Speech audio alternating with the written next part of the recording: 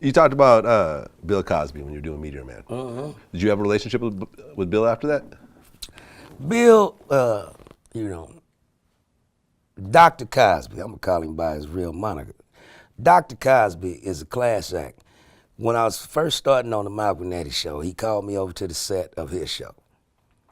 And he said, yes, I hear you at Cancer also. I said, yes, July 15th. He said, I want you to sit down and study. It's obviously you're great, we all know it. But you got to learn the business, Eddie. Right? So I would go there literally for a week and study. And at the end of every rehearsal, he said, so what did you notice? I said, I noticed you would take the script, put it up on his feet, and then bring it to life, but add in your flavor. You didn't go just by the script. You knew the map, but you got there your own way, because once you get it on your feet and you actually interplaying with the other actor, other shit's gonna come out. Yeah. Right? The small little nuances that you can't write, a certain look, you know what I mean? A hand gesture, shit like that, right? So I'm watching that, and he was smoking study, his little stogie nigga, and laugh afterwards. Yeah, it's smart, he's smart, I like that. You know, we need more with brains, right? So, which helped me, you know, transitioning from just stand up where I can say whatever the fuck I want to say. And then they hand this little nigga off the streets, you know, $100,000+ a fucking week, and then put constraints on the motherfucker. I felt like I was handcuffed every motherfucking week on that show. It was a living hell for me. So, but you know, Dr. Cosby helped me out with that shit. What do you think, you know, your take on what happened with Bill Cosby with the allegations and everything else like that? Look, first off, you had to remember this was in the 70s, all right? I'm old enough to remember the 70s. The 70s is a different time, right? The 70s, motherfuckers all had Coke spoons around their fucking necklace. You go to the damn disco, nigga, the line is laid out on the table. Toot, toot, all right? Yeah. When you want to level out after a hit of cocaine, you get a Quaalude, all right? Yeah. So did he rape these bitches? All of them said the same thing. We went to the room. Why would you go to the room of a known married man? Right. Number one. Meaning they're down to fuck anyways. Why would you go to a room, a hotel room of a known married man? And he incorporates this whole marriage thing in his comedy routines, and it's not a secret that he's married.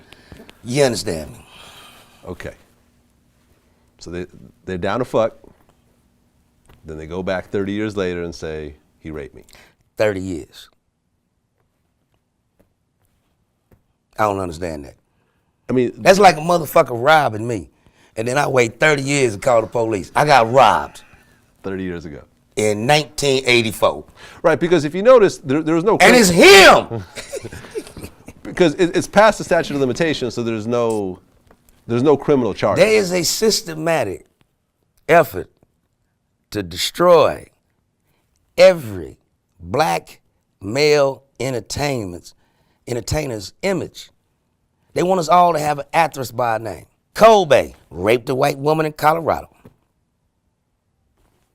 Dr. Cosby raped 37 bitches and is still counting.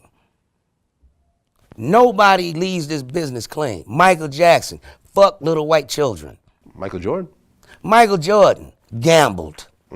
Right, and then his dad got killed. And you understand? They try to tie that. You're not going to die clean.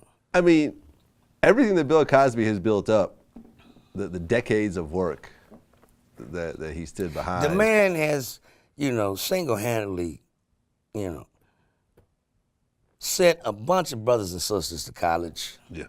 You know, even if he didn't pay for it himself, he gave them the idea that it's possible, right? The motherfucker was so generous with his money, he bought colleges.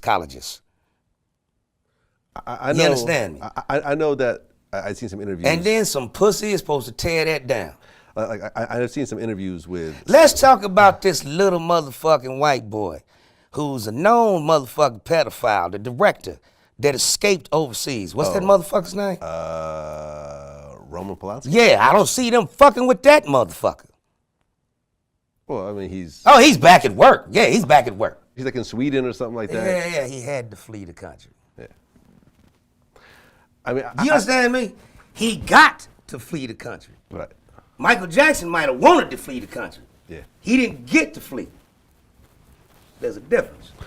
Well, Michael Jackson was ultimately found innocent, though.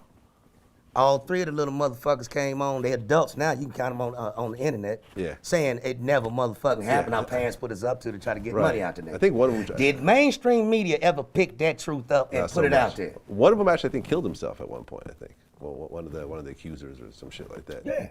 Because his conscience done fucked him up. Yeah. You can't run away from yourself. Everywhere you go, there you are. One of your famous routines was Michael Jackson on crack. Yes.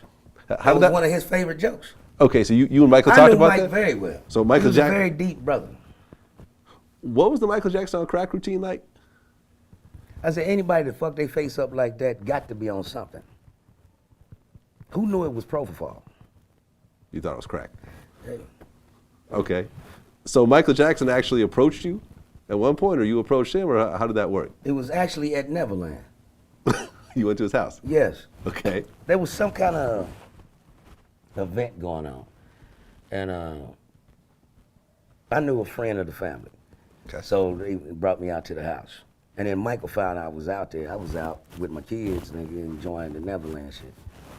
So one of the dudes came out and said, Mr. Jackson would like to meet you. I think they talking about Joe. I know Papa Joe from out here in Vegas. You know? Mm-hmm. So I thought it was talking about Joe. He's like, no, Michael wants to meet you. I'm like, nigga, shit. Man. So I'm nervous like a motherfucker, nigga. I'm like, shit. You've been talking shit about him. Yeah, huh? did you see the joke and shit? So he has a healthy sense of humor. He said that's one of my favorite jokes. So anyway, we got to talking and found out we both got elastic imaginations and shit, you know. And first time we met, the second time was in Miami. He was out there recording or something, and it was like a 5-6-star hotel. And we walked in this motherfucker. Michael rented out 6 floors. Okay. Nobody can get close to this nigga. Right. Never comes in the front door, always comes in the service entrance. So, me and Damon Coke Daniels, we wrote My Baby Daddy together. Mm-hmm. So I take him out there because we're gonna do the script. So we open the door, and I'm expecting security to be there, right this way, Mr. Jackson. Michael opens the door. He had the tape on his nose. He's like, yeah, come on in. Coke just sitting there. Can't move. I'm like, nigga, come on in. So Michael's sitting on the bed. He's like, you want something to drink? I said, yeah, I'll take some champagne. You know, Coke, like, I just have some water. He's nervous, can't even talk right. So anyway, we got the bouncing ideas and shit. And my brother runs out the room. He like, nigga, I can't believe it. Y'all motherfuckers just finished each other's sentences and shit. So Michael's like, sit on the bed. I'm like, nigga, that's how you got in trouble. Sit on the bed. Oh, so you're making pedophile jokes. Like a motherfucker. And how's he taking those jokes? He's a real nigga. He's. I think the reason he liked me because I would just talk to him like a regular person. Right. A lot of people around here would just kiss his ass. Yes, Mr. Jackson, yes. I'm like, nigga, you ain't the only motherfucker that can moonwalk. You know what I mean? So, and he was just a real motherfucker with a healthy sense of humor, nigga. He can set your ass up. Yeah, I heard Mike was kind of gangster. Like, I heard Mike would, like, beat up his monkey every so often. Let me put it like this. You know what's gangster? I own Sony's publishing. Every time Beyonce and Jay-Z make a song, Michael was getting a check. I bought the Beatles. Yeah. While I'm doing the video with the Beatles. That's gangster. Right. With Michael walks with Paul with McCartney. If you're gonna sell the Beatles, how much you sell them for? Oh, I don't know, about 60 million. Wow, that's a lot of money. That motherfucker go right to his trailer, get his people on the phone. Paul don't find out till the next fucking day Michael done bought the Beatles. That motherfucker come on and say, how can you buy Beatles? How can you buy Beatles? He said 60, I gave you 64. That's a lot of money. The girl is mine. Your publishing's mine. This nigga's a gangster, nigga. Michael Jackson was gangster. You don't make $1 billion being no punk motherfucker. Yeah. I remember I had this long conversation with Ronnie Newt. You know who that was? Newt. Ronnie Newt was he was a gangster from the Bay Area, but he had a group called the Neutrons. I remember the Neutrons. Yeah, the Neutrons. Those were his kids, actually. All right. And I remember he was originally, I think, signed to Joe Jackson, so he was around Michael Jackson. He had pictures of, he was wearing the glove at his house and stuff like that. And I remember he showed me this picture. He said, listen, this is a picture of my son at Michael Jackson's house in his underwear. I took this picture myself. They tried to pay me $100,000 to say that Michael Jackson molested my son, and use this picture as evidence. Mm-hmm. I said, let me tell you something. Michael Jackson molested my son, I would have killed Michael Jackson. Michael Jackson never touched my son. Nigga, and Bubbles. Yeah. Yeah. Nobody would have made it. Right. Mm-hmm. So, He said all that was bullshit. I knew that from Jump Street. I was the only celebrity that went to court with the nigga the first day. Mm. Yeah. You actually went to court with him Yes, I did. during the whole... The nigga rode in my limo. He was so nervous he didn't book a car. Mm. I drove from my house in Malibu at the time down to Neverland. And him, Catherine was in the car, and I think it was Jermaine. And we pulled up, and they had the fucking red carpet rolled out at the courthouse. Rows of motherfucking cameras. I'm like, nigga, is this a movie premiere or a court date? Yeah. And Michael was nervous, nigga. I was like, this ain't nothing but a hearing. Yeah. I said, I done been to court when I'm figuring out how much time I'm getting. Yeah. You walk in and say guilty or not guilty, and you walk the fuck out. Yeah. And the nigga walked out, jumped on top of the SUV, and started dancing for the fucking fans. I remember that. The judge was mad, talking about we late. If there's 10,000 people on the fucking street, we in the car, we on time, we can't get through the motherfuckers till the police show up and move the crowd out the way. Right. But he was a G. He stood up in that courtroom, niggas, not guilty, and did a dance move, nigga.